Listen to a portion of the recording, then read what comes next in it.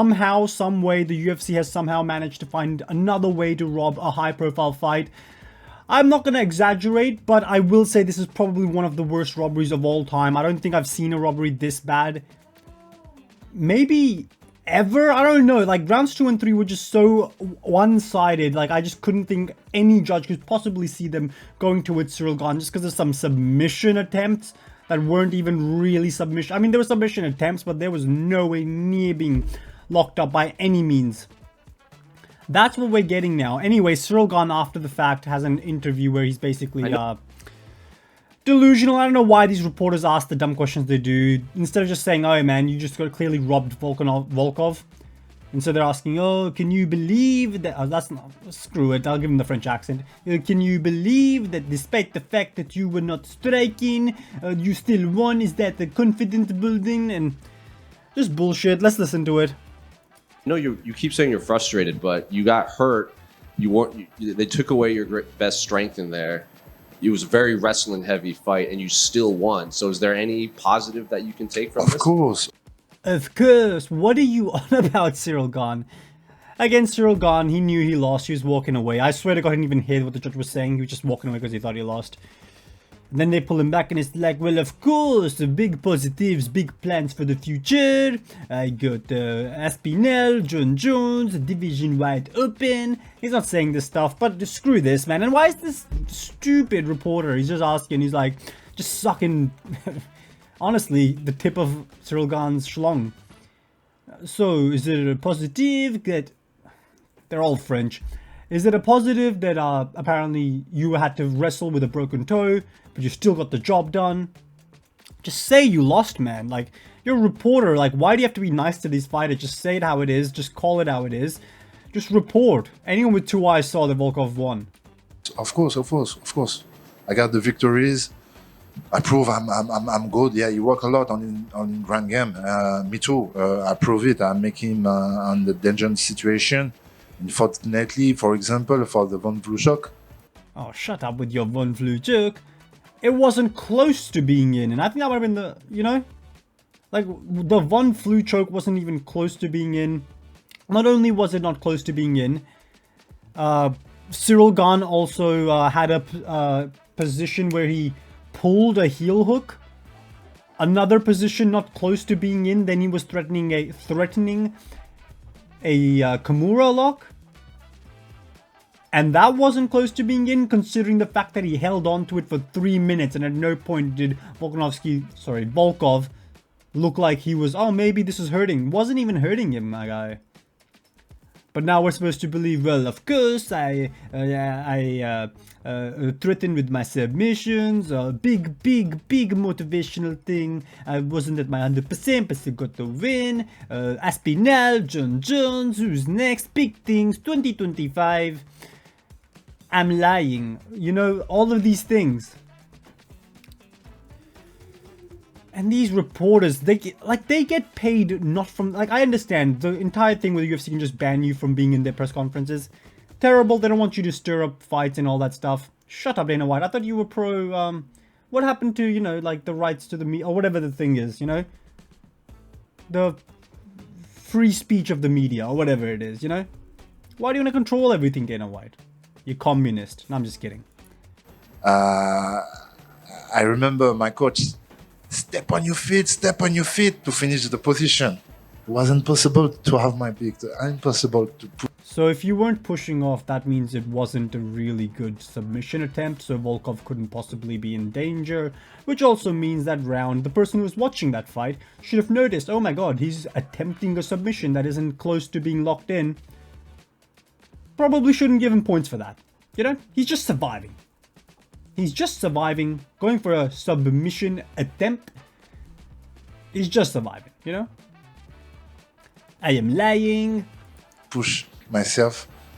Impossible to finish the position. So yeah, you see, this is a frustration. But anyway, we keep him in the danger, so that's why we won. So yeah. We keep him in danger of what? You just said you couldn't push! You just said you couldn't push, which means he wasn't in danger. He couldn't have been in danger because you couldn't finish the submission. How is MMA judged? I don't even know anymore.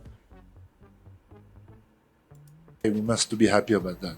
And then just last one for me. I know you need to get your toes checked out and you need to get healthy, but what do you want next? What do you want 2025 to look like for you? I want to be back as soon as I can. Again, I'm gonna skip ahead in a second, but this reporter just wants him to say, this guy must be like a massive Ciryl Gane schlong eater, because honestly, he's just trying to lead him down the track of, make him call out John Jones, Aspinall, so he can get a title shot against them. No one wants to see that, and he doesn't deserve it. Make Volkov versus Ciryl Gane 3. We need the trilogy. We need to know who actually is better, because that was bullshit, and I don't think it could have been any clearer that Volkov won. Anyway, we're going to skip ahead to Ciryl Gane asking for a title shot again. Not after that performance, buddy. You're going to have to get at least, and that he needs one more, and that one more has to be in a rematch against Volkov, because you cannot just let these bad decisions happening and then have no repercussion whatsoever. If you can't overturn some of these decisions, make the rematch. That's what it should be. You can't control how the State Athletic Commission judge these fights. Make the rematch. Sucked in. We're doing it again anyway, because this guy didn't lose, so we're going to give him another chance.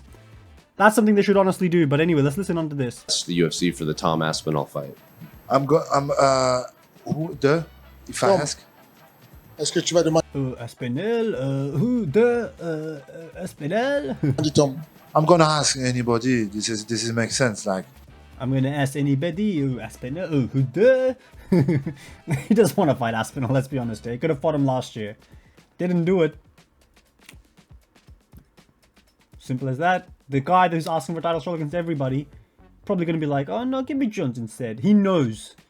Which kind of just helps Aspinall's case, if you think about it, right? Because he would rather fight John Jones, someone who destroyed him in the first round. But with Aspinall, it's who did Aspinall, you know? Fucking hell.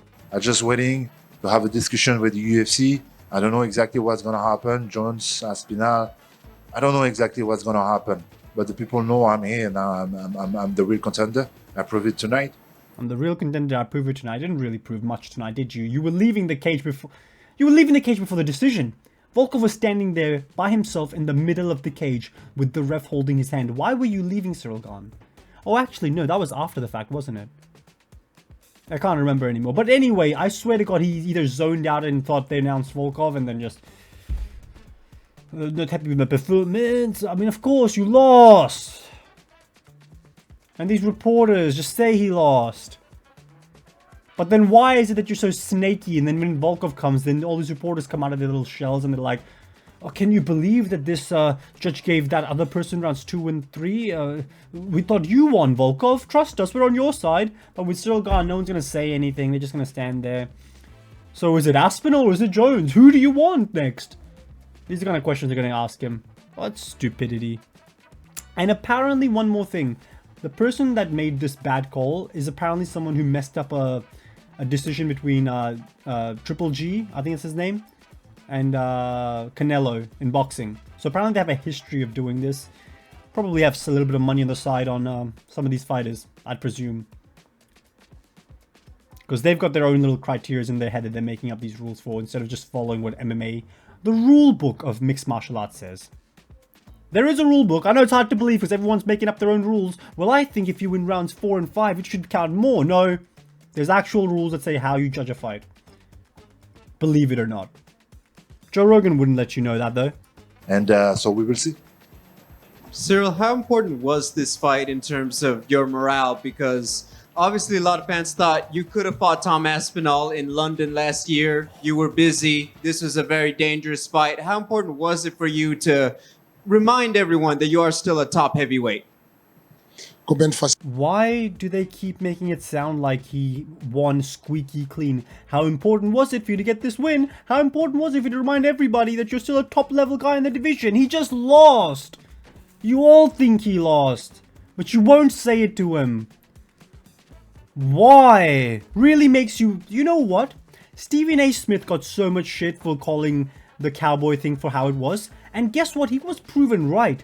Stephen A. Smith, at the end of all of that, Cowboy came out, like, ages later and just said, well, I really don't want to be there. I was just looking for a way out, basically, is what he said. You know, I was going out there and I just didn't want to be in that cage whatsoever. So Stephen A. was right. Someone call it how you see it on the spot. It can't just be YouTube MMA.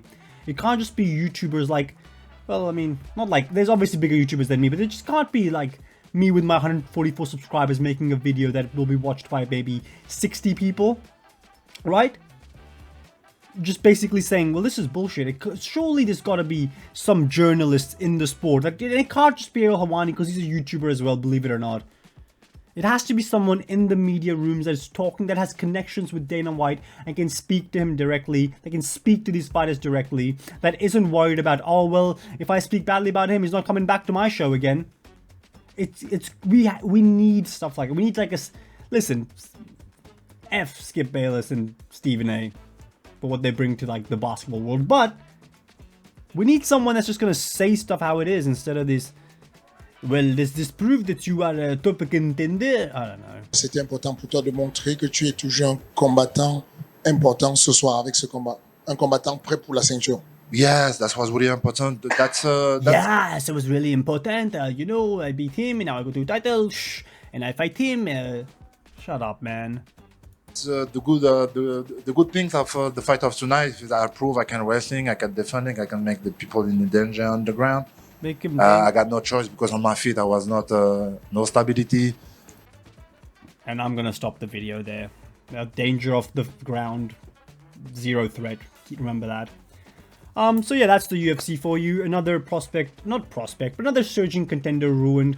Volkov was making a second run in his career, was potentially going to try to get to a title shot. If he beats Ciryl Gane, realistically, he could be a backup for Aspinall versus John Jones, and then could potentially fight the winner of that because there's not much else going on. I know Aspinall smoked him in the first round, but if Volkov beats Pavlovich and then beats Ciryl Gane in a rematch, you might all of a sudden thinking, well, he beat Ciryl Gane in a rematch. Maybe his wrestling has improved. Maybe he can suffer some of the takedowns. But no, instead we get Ciryl Gane terrified to fight Aspinall. I won money, by the way, by betting on Ciryl Gane, and I thought it was bullshit. So there you go. Ciryl Gane Delusional. I don't know what the title of this video will be. Probably something like Ciryl Gane Delusional Worst Robbery Ever? ? Anyway, subscribe. I'm at 144 subscribers. Get me to... Can we get to 200 by UFC 311? I know it's a big goal, but let's do it. Hit the like button. I'll see you next time.